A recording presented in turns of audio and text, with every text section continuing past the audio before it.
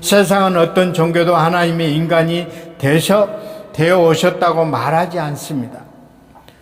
세상은 어떤 종교도 신이 사람의 죄를 위해 죽었다고 말하지 않습니다. 세상은 어떤 종교도 창시자가 죽었다고 다시 살아났다는 말은 없습니다. 마호메트, 석가, 공자 모두 무덤에 있다는 거죠. 그렇지만 예수 그리스도는 무덤이 없는 거예요. 살아나셨기 때문에. 사도 바울은 말하기를 그리스도께서 다시 살지 못하셨으면 우리의 전파는 헛것이요, 이렇게 얘기하고 있어요. 오늘 본문에서 그렇게 얘기하고 있습니다. 또 너희 믿음도 헛것이며 또 우리 하나님 거짓 증인으로 발견되리니 우리가 하나님 그리스도를 다시 살리셨다고 증거하였음이라. 고린도전서 15장 14절 15절에 이렇게 하고 있습니다. 기독교는 예수 그리스도의 부활이라는 역사적인 사실 위에 기초가 두고 있습니다. 만일 예수 그리스도가 부활이 없다면 우리 믿음도 헛것이 될 것이고 우리의 전파하는 것도 헛것이라고 얘기하고 있습니다. 예수 그리스도가 부활은 어떤 의미가 있으며 우리는 어떻게 맞이합니까? 첫째는 부활의 두려움을 씻어버리고 기쁨을 찾는 날이 되어야 한다는 거예요. 요한복음 20장에 보면 부활 직후 막달라 마리아는 행적을 볼 수 있습니다. 안식 후 첫날 이른 아침 마리아는 예수님의 시신에 향품을 채우기 위하여 무덤으로 찾아갔던 것입니다. 그런데 무덤에 도착할 때 그의 무덤 입구에는 큰 돌문이 열려 있는 것이에요. 열린 돌 무덤을 보았을 때 마리아는 예수님의 부활하셨다는 생각을 꿈에도 생각이 못한 채 누군가 예수님의 시신을 훔쳐갔을 것이라고만 생각했던 것이에요. 한편 제자는 어떻게 했습니까? 그들은 유대인들의 들어와요 모인 곳에 문을 꽁꽁 잠그고 숨어 있었어요. 그것에 부활의 예수님 만나지 못한 자들의 모습이라고 해요. 그들은 부활의 주님을 만났을 때는 달라졌다는 거예요. 그들은 예수님이 부활했다니까 혹시 예수님이 나를 찾아오면 어떨까 하고 문을 잠그고 숨어 있었다는 거예요. 마리아는 부활의 예수님 만났을 때 너무 기뻐서 예수님을 당기기까지 하고 돌을 떨고 있는 제자들에게 부활하신 예수님을 만난 후 두려움이 기쁨으로 변했다는 거예요. 엠마오로 내려가는 제자들의 부활의 주님을 만날 때 다시 예루살렘으로 돌아가 주님께 다시 살아났다고 외쳤던 거예요. 누가복음 24장 34절에 그렇게 얘기하고 있습니다. 종종 우리가 살아가면서 현실 문제에 부딪히면 근심, 걱정, 낙심, 좌절 때가 많이 있고 생활상의 문제로 시달릴 때가 너무 많습니다. 또 잠을 이루지 못해 밤새 뒤척일 때가 있는 것. 질병으로 인해 고통당할 때가 있고 가정 문제로, 직장 문제로, 진로 문제로 우리 현실의 삶이 수많은 문제에 봉착한다는 것입니다. 이런 문제는 우리 주님의 기쁨을 빼앗아가고 두려움과 근심에 시달리게도 한다는 것이에요. 주님은 죽음을 이기시고 부활하신 예수님은 지금도 우리를 찾아와 주시고 말씀하십니다. 너희에게 평강이 있을지어다. 요한복음 20장 21절에 너희에게 평강이 있을지어다. 살롬 살롬 이렇게 하는 거예요. 부활하신 예수님은 우리의 어디 있든지 찾아오실 수 있다는 것이에요. 잠겨진 문도 여실 수가 있고 어떤 장벽도 뚫고 들어올 수 있다는 것이에요. 요한복음 16장 20절에 예수님 말씀하셨습니다. 너희는 고하고 애통하겠으나 세상은 기뻐하리라. 너희 근심하겠으나 너희 근심이 도리어 기쁨이 되리라. 여자가 해산하게 되면 그때 이르러 근심하나 아이를 낳으면 세상 사람 난 기쁨이 인하여 그 고통에 다시 기억지 아니하리라. 이렇게 얘기하고 지금 너희가 근심하나 내가 다시 너희를 보리니 너희 마음에 기쁠 것이요 너희 기쁨을 빼앗는 자가 없느니라. 이렇게 얘기하고 있습니다. 예수님께서 죽음을 이기시고 부활하신 제자들에게 약속하신 대로 기쁨을 주셨다는 것. 부활하신 예수님 만날 때 슬픔이 변하여 기쁨이 되고 두려움이 변하여 희망이 된다는 것. 부활하신 예수님께서 세상 끝날까지 우리와 함께 하시겠다고 얘기하는 것. 마태복음 28장 20절에 그렇게 얘기하고 항상 너희와 임마누엘이에요. 임마누엘은 뭐냐면 너희와 함께 하겠다는 거예요. 임마누엘 하나님은 너희와 함께 하겠다는 거예요.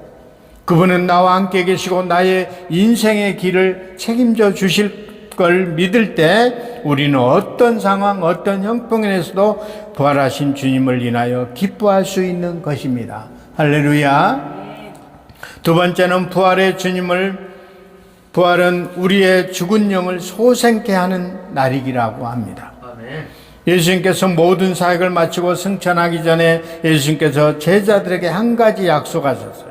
그것은 성령을 보내주시겠다고 얘기하고 사도행전의 4장 2장에 이렇게 얘기하고 있습니다.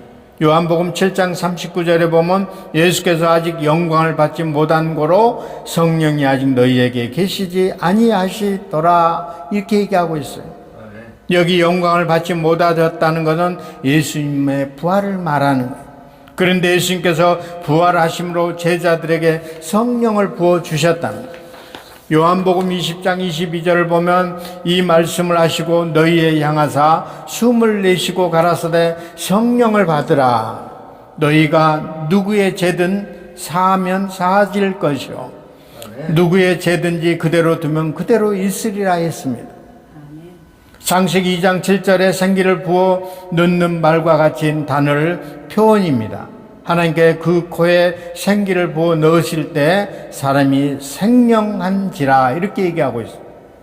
하나님은 아담에게 생기를 불어 넣기 전에는 흙으로 만든 조각품과 불과했던 거예요.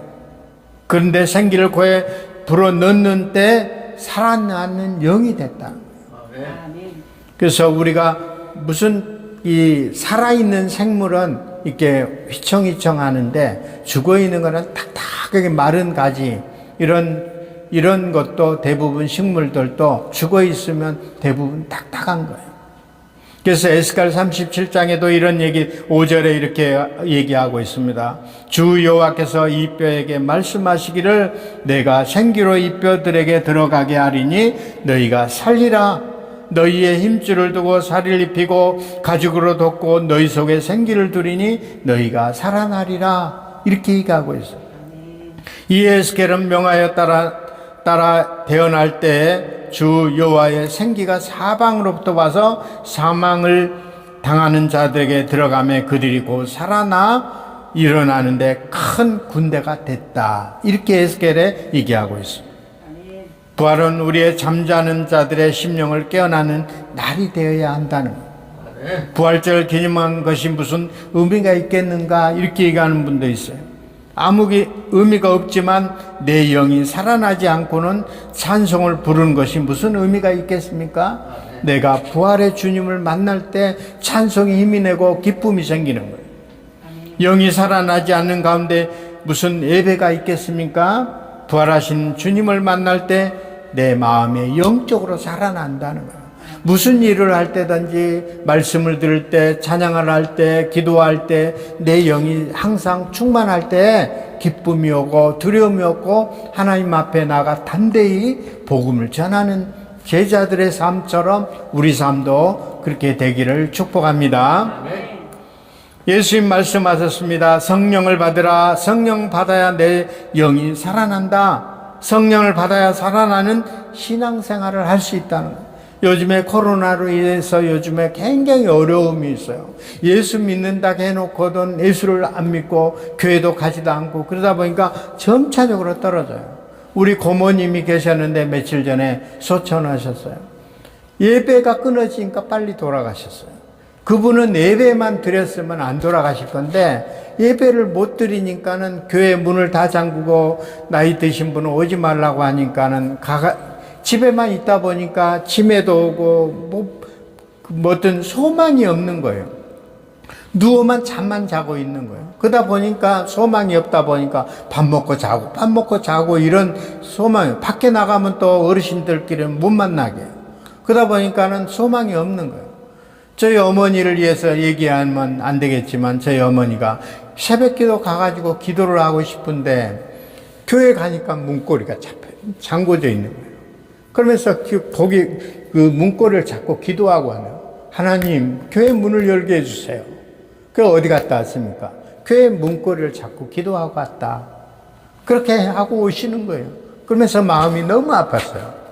그래서 아침마다 제가 어머니를 위해서 기도하고 있는데 계속 어머니한테 기도하고 예배도 드리고 이렇게 하고 있는데 비전이 없는 거예요. 나이가 90이 다 되니까 소망이 없는. 그러다 보니까 치매가 오고 모든 부분이 더 나빠지는 거예요.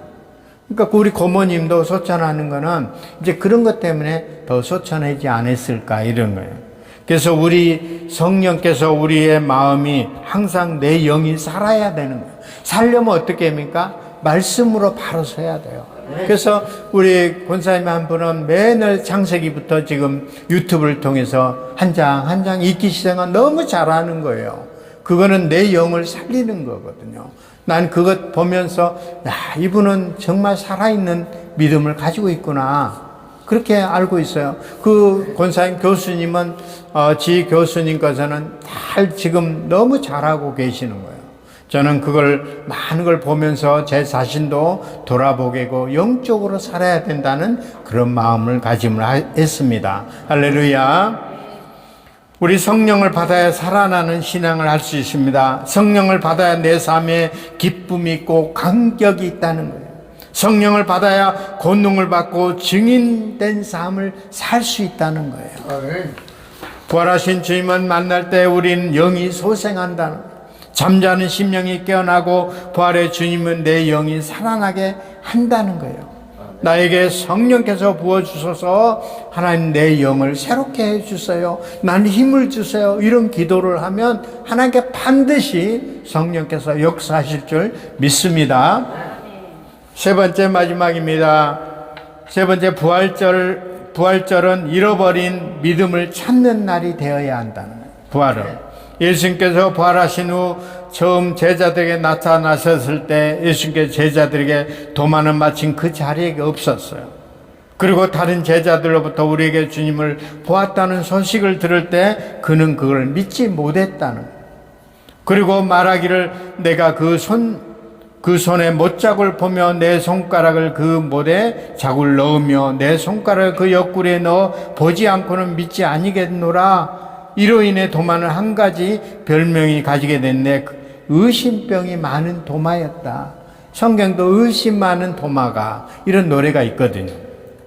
성경을 보면 도마가 회의적인 사람이라는 몇 가지 근거를 찾을 수가 있는데 요한복음 11장에 보면 예수께서 예루살렘에서 이업을 피해 요단강 건너편 광야로 갔을 때 베다니에 사는 친구 나사로의 병이 들었다는 전가를 받게 됩니다. 예수님은 다시 예루살렘에 돌아갈 의향을 받기자 제자들에게 깜짝 놀라 말을 했습니다. 라삐어 방금의 유대인들이 돌로 치려 하려는데 또 그로 가시나이까? 그런데 그때 도마가 이렇게 얘기했다. 우리도 주와 함께 죽으러 가자. 그 말은 정직한 말이긴 했지만 어두운 말이기도 했다는 거예요. 요한복음 14장 예수님께서 제자들에게 자신의 가실 곳에 대한 말씀하셨던 거예요. 거기에 보면 요한복음 14장 2절 3절 보니까 내가 지금 너희를 위하여 조서를 예비하려 가노니 내가 너희를 위하여 조서를 예비하면 내가 다시 와서 너희를 내게로 영접하여 나 있는 곳에 너희도 있게 하리라. 이렇게 얘기하고 있어요. 이 말씀은 대부분 보면 우리 장례식 때 우리 고모님 장례식에 발인 예배 때 그 말씀을 드린 거예요. 우리가 항상 깨어서 기도하고 예수님이 다시 와서 나를 예비한 곳으로 인도하시는 거예요. 근데 도마는 반응은 어땠습니까? 주여 어디로 가시는지 우리가 알지 못하거늘 그 길을 어찌 알겠습니까? 이렇게 회의적인 말을 했어요. 요한복음 20장의 제자들이 우리가 주를 보았어 라고 말할 때 도마는 반응이 어땠습니까? 내가 그 손에 못자국을 보고 내 손가락을 그 못자국 손에 넣으며 내 손을 그 옆구리에 넣어보지 않고는 나는 믿지 않겠노라. 25절에 그렇게 얘기하고요. 그런데 여드렛 날 지난 후 예수님께서 제자들이 모인 곳에 나타나셨다는 그때 도마도 그 자리에 있었던 거예요. 예수님께서 너희에게 평강이 있을지어라 하고 나타나시죠. 특별히 도마에게 말씀하셨죠. 도마야, 내 손가락이 이리 내밀어 내 손을 보고 내밀어 내 옆구리에 넣어봐.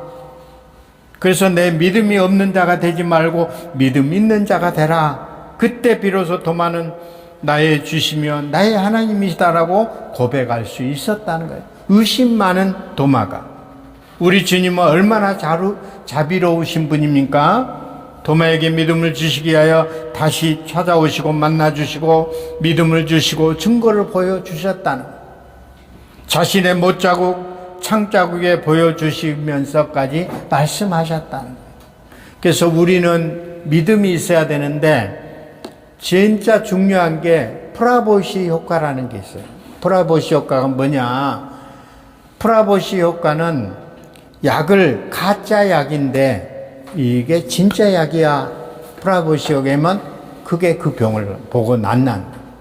그래서 우리 아들이 배가 아프다고 그래가지고는 밀가루가 아무리 찾아도 밤중에 병원에 가기도 그래가지고 밀가루를 싸가지고 거기다가 이 약을 내가 특별히 맞춰온 거니까 아들아 이건 먹으면 고등학교 1학년 때 이건 먹으면 금방 나실 거야.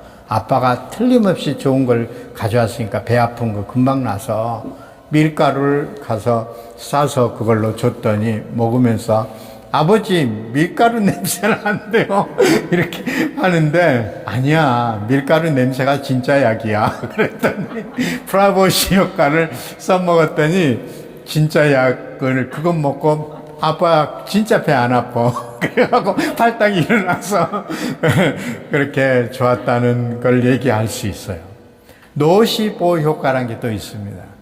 진짜 잘 듣는 약인데 노시보 효과는 진짜 내가 보약인데 노시보 효과는 가짜 약이야. 별로 이거는 가짜야 이러면 아무리 산삼을 갖다 줘도 도라지만 또 못 된다는 거예요.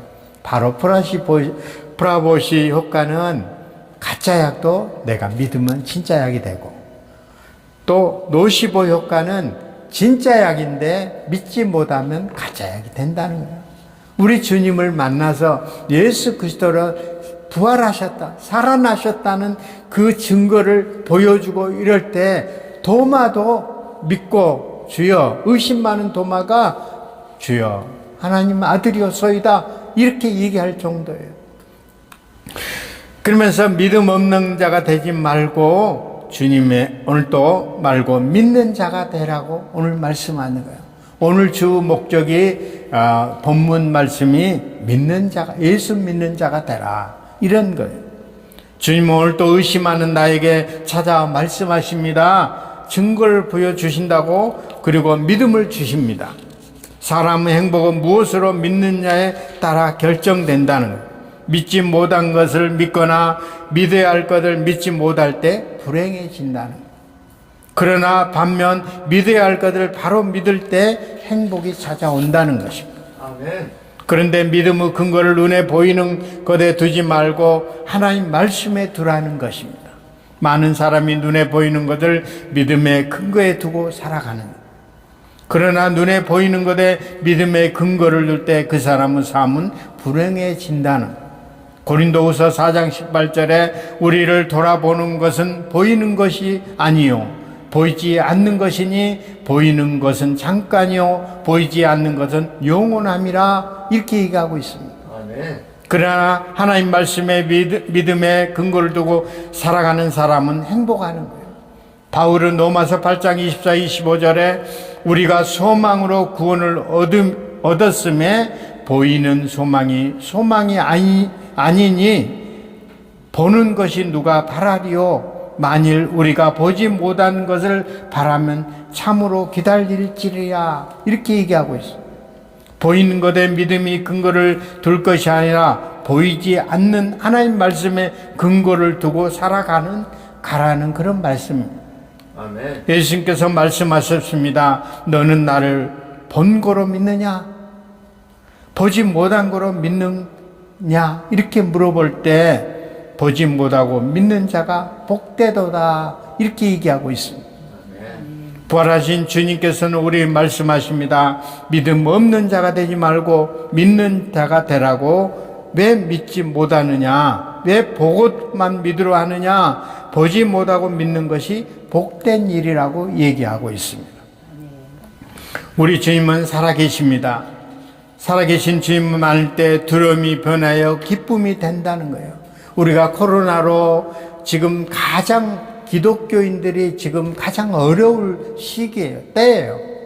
어디 가서 기독교인이라는 말을 내세우면 별로 안 좋게 생각을 하는데, 이럴 때일수록 우리는 믿음을 굳게 잡고 항상 주님 앞에 부활의 주님을 믿고 달려가는 우리 성도들 되시기를 축복합니다. 귀한 예물 드렸습니다. 이 예물 씌어진 곳마다 주님 영광 나타나게 하여 주시옵소서. 가정의 아버지 하나님 부활, 축복의 부활을 믿게 하여 주시고, 늘 끝까지 달려가는 우리 성도님들 기도하는 제목마다 일일이 응답되게 하여 주시옵소서. 모든 문제가 열릴지어다 은혜 베풀어 주시옵소서. 감사하며 예수 그리스도의 이름으로 축복하며 기도하옵나이다. 아멘.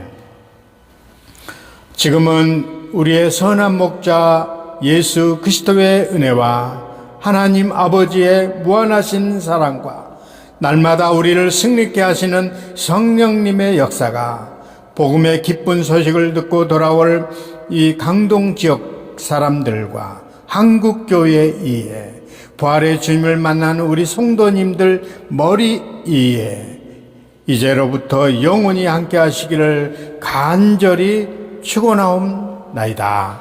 아멘.